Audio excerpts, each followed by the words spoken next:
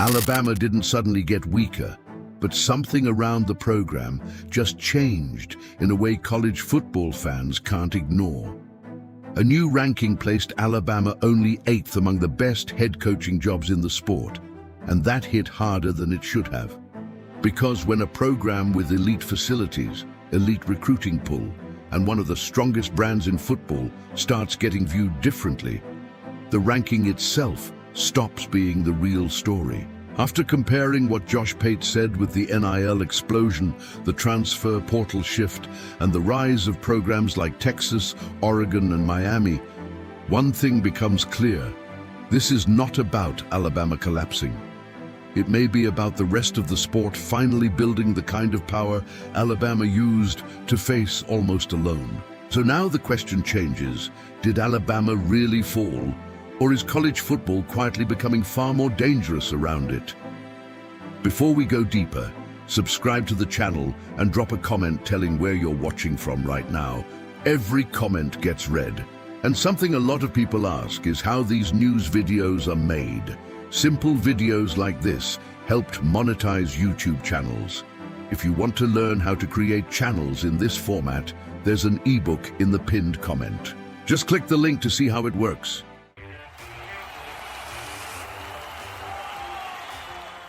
For years, Alabama didn't just win, it defined what winning looked like. Every elite recruit saw the same path. Every program tried to copy the same formula: discipline, depth, control. And for a long time, the distance between Alabama and everyone else wasn't small. It was obvious. You could feel it on Saturdays. You could see it in recruiting battles. Alabama wasn't chasing the standard. Alabama was the standard. But something changed. Not inside the program, around it. Because now programs like Texas are not just competing, they are overwhelming the system with resources. Oregon is not just developing players, it is pulling elite talent from across the country with advantages that didn't exist years ago. Miami is not just rebuilding, it is operating aggressively inside one of the deepest talent pools in college football, backed by strong NIL support. And that changes everything, because this isn't about Alabama losing power, it's about power spreading. And when power spreads, the top compresses. Now bring in the transfer portal. Players move faster than ever. Decisions happen in months, not years. Rosters are no longer built slowly, they are rebuilt instantly. A program that had a weakness last season can fix it before the next one begins. That wasn't always possible. Now it is. And when multiple elite programs gain that same ability at the same time, the gap doesn't disappear, it shrinks. That's the shift, not collapse, compression. And here's where it gets uncomfortable. Alabama hasn't lost its foundation. The recruiting pipeline is still strong. The facilities are still among the best. The brand still carries weight in every room that matters. Inside the program, there are no real signs of instability. But outside, the pressure is building, quietly. That's what makes this moment different, because Alabama's advantage didn't vanish, it started spreading. The same tools that once gave Alabama separation are now being used by more programs across the country. And when that happens, control becomes harder to maintain. Not impossible, but harder. And that changes how dominance works. For years, Alabama operated in a space where very few could truly match it. Now that space is crowded.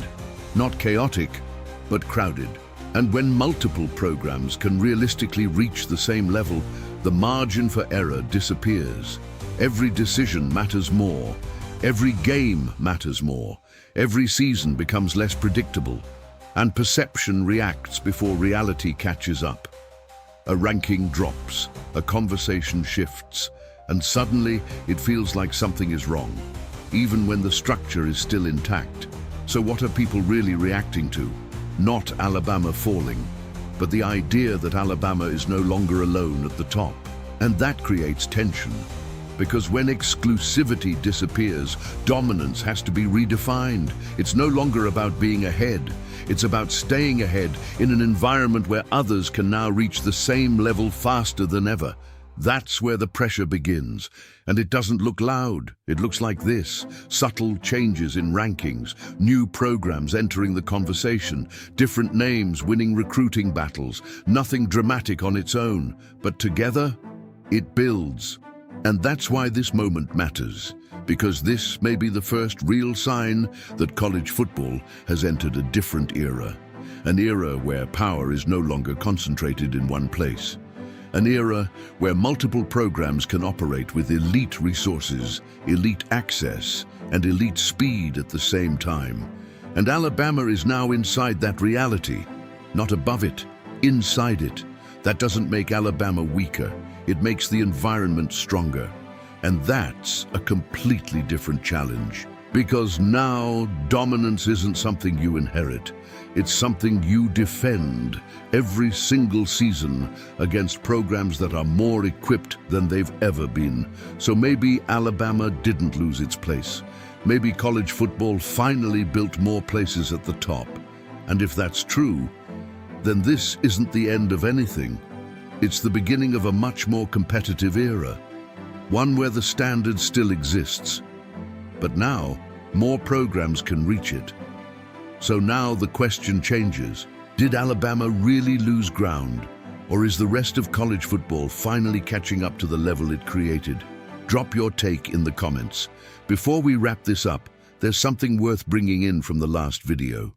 Bama29 raised a strong question. Can we trust the coaches understand what needs to happen to bring Alabama back to that dominant bully identity? And that question hits right at the center of everything discussed here. Because if the game around Alabama is getting tougher, then going back to being the bully isn't just about attitude anymore. It's about adaptation. It's about understanding that dominance today looks different than it did even a few years ago. What made Alabama the standard wasn't just physicality, it was timing. It was being ahead of the game before the rest of college football caught up. So the real answer might not be about returning to what Alabama was. It might be about redefining what dominance looks like now. And if the staff understands that, if they can adjust to this new environment faster than everyone else again, then this moment isn't a setback. It's an opportunity.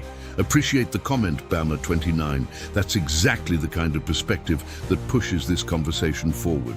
And to everyone else who's been part of the discussion, even if your name wasn't mentioned here, every comment matters. This channel is built on that exchange of ideas, and every voice is always welcome. Because the conversation doesn't stop here, it's just getting started. And if you want to stay ahead of what's really unfolding inside Alabama football, subscribe and stay connected. Because the biggest shifts in this sport don't announce themselves. They build quietly. And by the time everyone sees them clearly, the game has already changed.